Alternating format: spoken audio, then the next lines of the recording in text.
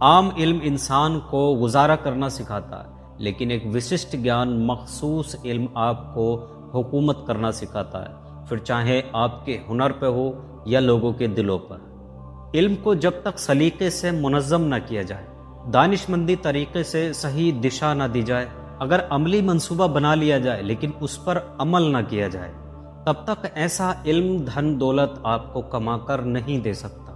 ایسا علم کبھی بھی بہت زیادہ پیسہ یا سمپتی نہیں بنا سکتا۔ لاکھوں لوگوں کو اس حقیقت کی سمجھ نہیں ہے، اور یہی نہ سمجھی لاکھوں لوگوں کی کنفیوژن کی وجہ بنتی ہے کہ علم ہی طاقت ہے۔ یہ علم طاقت تب بنتا ہے جب اس کا انتظام ٹھیک سے کیا جائے، یعنی اس کے آدھار پر بنایا جائے اور اسے طے کیے گئے ایک مقصد کی دشا میں یعنی ڈائریکشن میں موڑا جائے۔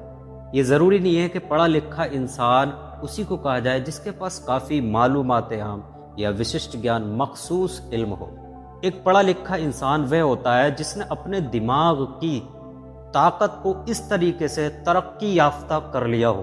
کہ وہ دوسروں کے حقوقوں کا نقصان کیے بنا جو چاہے حاصل کر لے، یا اس کے برابر جو بھی ہو اسے حاصل کر لے۔ جس کے پاس آزمانے کے لیے ایسا کوئی بھی وششٹ گیان مخصوص علم نہیں ہے، اور نہ ہی وہ اتنا پڑھا لکھا ہے جتنا ہونا چاہیے۔ لوگوں کو زندگی میں کم ظرفی کے دکھ سے اس لیے گزرنا پڑتا ہے کیونکہ وہ پڑھے لکھے نہیں ہوتے۔ اگر ایک انسان کے پاس ایسے ماسٹر مائنڈ والے لوگ موجود ہیں جن کے پاس وششٹ گیان مطلب مخصوص علم ہے،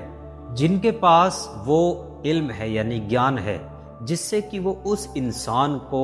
مال و دولت، دھن دولت اکٹھا کرنے میں اس کی مدد کر سکتی ہے، اور وہ ان اعلیٰ درجے کے دماغ والے لوگوں کے علم کو کافی منظم ڈھنگ سے راہ دکھا سکتا ہے،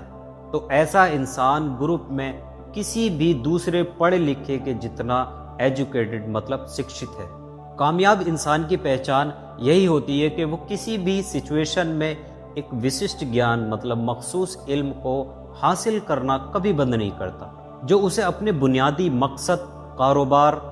یا پیشے کے لیے چاہیے ہوتا ہے۔ جو لوگ کامیاب نہیں ہیں وہ اکثر یہ ماننے کی غلطی کر لیتے ہیں کہ اسکول پورا ہونے کے ساتھ ہی علم حاصل کرنے کا ٹائم بھی پورا ہو جاتا ہے، لیکن سچائی یہ ہے کہ اسکولی ایجوکیشن صرف اتنا سہارا دیتی ہے کہ انسان کو وہ اس راستے سے آگاہ کراتی ہے کہ دنیا داری علم کیسے حاصل کیا جا سکتا ہے۔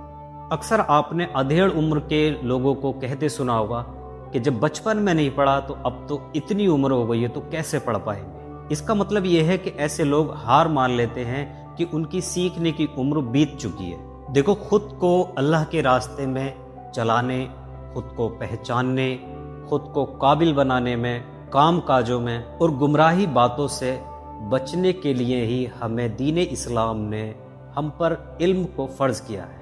لیکن کامیاب لوگ وہی ہوتے ہیں جو زندگی بھر سیکھنا جاری رکھتے ہیں۔